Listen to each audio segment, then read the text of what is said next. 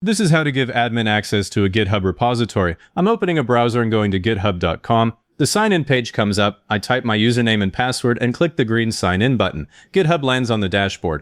I don't use the search bar yet because my repositories are right here in the left sidebar. I click the one called Website Project. The repo opens on the Code tab. We don't need code. The tab we need, Settings, is the last one on the right in the repository navigation bar.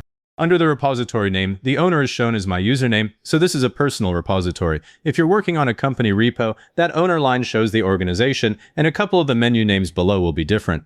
I click Settings. If you don't see Settings, that means your GitHub account does not have admin access on this repo yet. You have to have admin before you can hand it to someone else. On the left side of the Settings page, under the Access heading, I click Collaborators and Teams. The wording varies. Personal repositories just say collaborators. Organization repositories usually say collaborators and teams. The page loads and shows everyone who currently has access. To add a person, I click the Add People button near the top right. That opens a search field. I type the GitHub username Jordan Dev. The autocomplete list drops down below the field. I click the correct account from that list. This is the step where I always slow down. If you type a partial name and press enter, GitHub can match the wrong user, so click the exact account instead. After the account is selected, GitHub shows the permission screen. I click the role dropdown. It starts at read. The full list on an organization repo shows read, triage, write, maintain, and admin.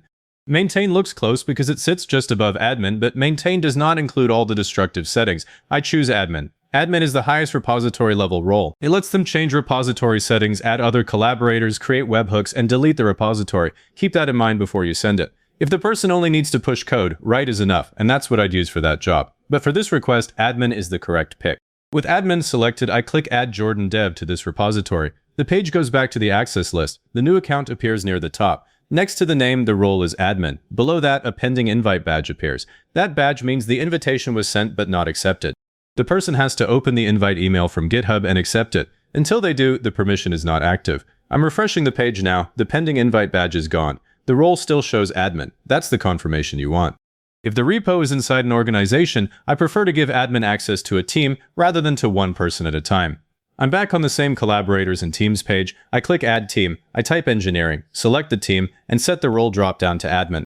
Now each person on that team gets the same permission through one entry, and that's easier to audit than a long list of names.